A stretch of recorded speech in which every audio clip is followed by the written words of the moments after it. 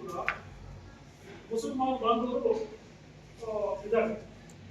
Hindu Muslim ಬಾಯಿ ಅನ್ನುವಂಥ ಒಂದು ಪರಿಪಾಟಿ ಆಗಿನ ಕಾಲದಲ್ಲಿ ಬಂದಿದ್ದರಿಂದ ಎಲ್ಲರಿಗೂ ಕೂಡ ಒಟ್ಟುಗೂಡಿಸಿಕೊಂಡು ಹೋಗಬೇಕು. ಎಲ್ಲರಿಗೂ ಕೂಡ ದೇವರ ಭಾಷೆ ಹಿಂದಿ, ದೇವನಾಗರಿ ಲಿಪಿ ಯುಕ್ತ ಹಿಂದಿ ಅಂತ ಇದೆ. ಹಿಂದಿ ಭಾಷೆ ಲಿಪಿ ಯಾವುದು? ದೇವನಾಗರಿ. ಇಂಗ್ಲಿಷ್ ಭಾಷೆಯ ಲಿಪಿ ಯಾವುದು? ಇಂಗ್ಲಿಷ್ ಭಾಷೆಯ ಲಿಪಿ ಯಾವುದು? ಕನ್ನಡ ಭಾಷೆಯ ಲಿಪಿ ದ್ರಾವಿಡ. ನಾಲ್ಕು ಭಾಷೆಗಳಿಗೆ ದ್ರಾವಿಡ ಲಿಪಿ ಅಂತ ಕರೀತಾರೆ. ತಮಿಳು, ತೆಲುಗು ಮತ್ತು ಮಲಯಾಳಂ. ದ್ರಾವಿಡ ಲಿಪಿ ಲಿಪಿಗೆ ದ್ರಾವಿಡ ಲಿಪಿ ಅಂತ ಕರೀತಾರೆ. ಹಾಗೆ ಹಿಂದಿ ಭಾಷೆಯ ಲಿಪಿಯನ್ನ ದೇವನಾಗರಿ ಲಿಪಿ ಅಂತ ಕರೀತಾರೆ. ಸಂಸ್ಕೃತದೊಳಗೆ, ಹಿಂದಿಯೊಳಗೆ, ಸಿಂಧಿ ಭಾಷೆಯೊಳಗೆ, ಮರಾಠಿ ಭಾಷೆಯ ಅದೇ ಲಿಪಿಯನ್ನು ಅಳವಡಿಸಿಕೊಂಡಿದ್ದಾರೆ. ಆದರೆ ಇಂಗ್ಲಿಷ್ ಭಾಷೆಯ ಲಿಪಿ ಯಾವುದು? ಇಂಗ್ಲಿಷ್ ಬಳಸ್ತೀವಿ, ಎಲ್ಲ ಟೈಮಲ್ಲಿ ಬಳಸ್ತೀವಿ. ಅದು ಕನ್ನಡ ಭಾಷೆ ಇದ್ರೂ ಕೂಡ ಇಂಗ್ಲಿಷ್ ಟೈಪ್ ಮಾಡ್ತೀವಿ. ಇಂಗ್ಲಿಷ್ ಅಂತ ಹೇಳ್ತೀರ, ಲಿಪಿ ಯಾವುದು?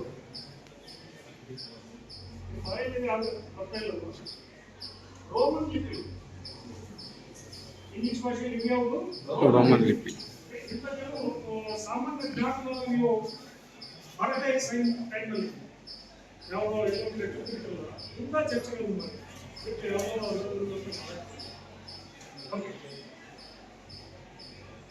ಆವಾಗ ಗಾಂಧೀಜಿಯವರು ಹಿಂದಿಯನ್ನು ನಮ್ಮ ರಾಷ್ಟ್ರ ಭಾಷೆಯನ್ನಾಗಿ ಮಾಡೋಣ ಅಂತಂದಾಗ ಹೆಚ್ಚು ಜನ ಅದಕ್ಕೆ ಒಪ್ಪಿದ್ರು. ಈಗ ಇಷ್ಟು ಜನ ಇಲ್ಲಿ ಸೇರಿದ್ರಲ್ಲ, ಈಗ ನಾವು ಏನಾದ್ರು ಹೇಳಿದ್ರೆ ನೀವು ಬೇಕಾದಂತಂದ್ರೆ ಸರ್ ಹೇಳಿದ್ರೆ ಅದರಲ್ಲಿ ಏನೋ ಒಂದು ಸತ್ಯ ಏನೋ ಒಪ್ಪಬೇಕು ಅಂತ. ಆದರೆ ಕೆಲವರು ಅವ್ರು ಹೇಳಿದರೆ ಹೌ ದಟ್ ಈಸ್ ಅನ್ನುವಂಥ ಒಂದು ಕ್ವಶನ್ ಬರ್ತದೆ. ಅಲ್ಲಿ ಕೆಲವರು ಕಟ್ಟವಾದಿಗಳು ಕೂಡ ಇದ್ರು. ಅವರು ಮುಂದೆ ವಿಚಾರ ಆಗ್ತಾ ಹೋಯ್ತು. ಇದು ಹಿಂದೂಸ್ತಾನ ಆದ್ಮೇಲೆ ಡಿವಿಷನ್ಗೆ ಬರ್ತಲ್ಲ, ಹಿಂದೂಸ್ತಾನ್ ಪಾಕಿಸ್ತಾನ. ಹಿಂದೂಸ್ತಾನಕ್ಕೆ ಭಾಷೆ ಹೆಸರು ಹಿಂದೂಸ್ತಾನಿ ಅಂತ ಇರೋಣ ಅಂತ. ಅದಕ್ಕೆ ಮುಂಚೂಣಿ ಇದ್ದವರು ಪುರುಷೋತ್ತಮ ದಾಸ್ ಟೆಂಡನ್ ಅವರೇ ಒಂದು ಬಣ ಹಿಂದೂಯಿಸಂ ಅನ್ನುವಂಥದ್ದು. ಈಗ ಕೂಡ ಸಾಕಷ್ಟು ಅಂತ ಬಣಗಳನ್ನು ಇರುತ್ತೆ. ಈ ನೋಡಿ ಒಂದು ಸಣ್ಣ ಉದಾಹರಣೆ ಅಂತಂದ್ರೆ ಮೊನ್ನೆ ನಿನ್ನೆ ಮೈಸೂರು ದಸರಾ ಉದ್ಘಾಟನೆ ಆಯಿತು. ಆದರೆ ಇನ್ನು ಎಷ್ಟು ಚರ್ಚೆಗಳು ಎಲ್ಲೆಲ್ಲೂ ಹೋಗಿ. ಹಾಗೆ ಒಂದು ವಿರೋಧ ಬಣ ಇಲ್ಲ, ಭಾಷೆ ಏನೋ ಸರಿ, ನೀವು ಹಿಂದಿ ಆದರೆ ಹಿಂದಿ ಬದಲಾಗಿ ಹೆಸರನ್ನು ನಾವು ಹಿಂದೂಸ್ತಾನಿ ಅಂತ ಇರೋಣ. ಏನಿರೋಣ? ಹಿಂದೂಸ್ತಾನಿ ಅಂತ ಇರೋಣ. ಈ ಭಾರತ ದೇಶದಲ್ಲಿ ಹಿಂದೂಗಳು ಜಾಸ್ತಿ ಇರೋದ್ರಿಂದ ಹಿಂದೂ ನಾವು ಭಾಷೆ ಹಿಂದೂಸ್ತಾನಿ ಆಗಬೇಕು. ಆವಾಗ ಗಾಂಧೀಜಿಯವರು ಅಭಿಯಾನಗಳು ಇವೆಲ್ಲ ಇಲ್ಲ, ನಾವು ಹಿಂದೂಸ್ತಾನಿ ಅಂತ ಹೇಳ್ತೀವಿ.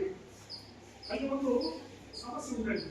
ಏನು ಅಂತಂದ್ರೆ ಹಿಂದೂಸ್ತಾನಿ ಸ್ವಲ್ಪ ಪ್ರಾಣ ಮಹಾಪ್ರಾಣಗಳ ಒಂದು ಹಿಂದೂಸ್ತಾನವೂ ಕರೆಕ್ಟು, ಹಿಂದೂಸ್ತಾನವೂ ಕರೆಕ್ಟ್. ಹಾಗಾದ್ರೆ ನಾವು ಯಾವುದನ್ನ ಅಡಾಪ್ಟ್ ಮಾಡ್ಕೋಬೇಕು? ಅವರೆಲ್ಲರೂ ಗೊಂದಲ ಉಂಟಾಯಿತು. ಅದೇ ಮಟ್ಟಿಗೆ ಇವರು ಗಾಂಧೀಜಿ ಅನುಯಾಯಿಗಳು ಇನ್ನೂ ಹೆಚ್ಚಿನ ಒಂದು ಪ್ರಾಬಲ್ಯವನ್ನು ಸಾಧಿಸಿದ್ರು. ಕೊನೆಗೆ ಏನಿದ್ರು ಅಂತೇಳಿ ಅವರು ಅದರಲ್ಲಿಗೆ ನಿರುತ್ತಾಯಿತು. ಇದು ಮುಂದುವರಿದು ಈ ಭಾಷೆಯನ್ನ ಹಿಂದಿ ದೇವನಾಗರಿ ಲಿಪಿಯೊಂದಿಗೆ ರಾಷ್ಟ್ರೀಯ ಭಾಷೆಯನ್ನು ನಾವು ಅಡಾಪ್ಟ್ ಮಾಡಿಕೊಳ್ಳೋಣ ಅಂತ ಮಾಡಿದ್ವಿ. ಮುಂದೆ ಸ್ವತಂತ್ರ ಆಯಿತು. 1947ರಲ್ಲಿ ಮತ್ತೆ ಚರ್ಚೆ ಪ್ರಾರಂಭವಾಯಿತು. 1949 ಸೆಪ್ಟೆಂಬರ್ 14ರಂದು ದೇವನಾಗರಿ ಲಿಪಿಯುಕ್ತ ಹಿಂದಿ ಭಾಷೆಯನ್ನ ಕೇಂದ್ರ ಸರ್ಕಾರದ ಆಡಳಿತ ಭಾಷೆಯಾಗಿ ಸಂವಿಧಾನದ ಆರ್ಟಿಕಲ್ ನಂಬರ್ 351ರಲ್ಲಿ ಅದಕ್ಕೆ ಘೋಷಣೆ ಮಾಡಿದೆ. ಏನು ಅಂತ? Hindi is on official language of the union of India.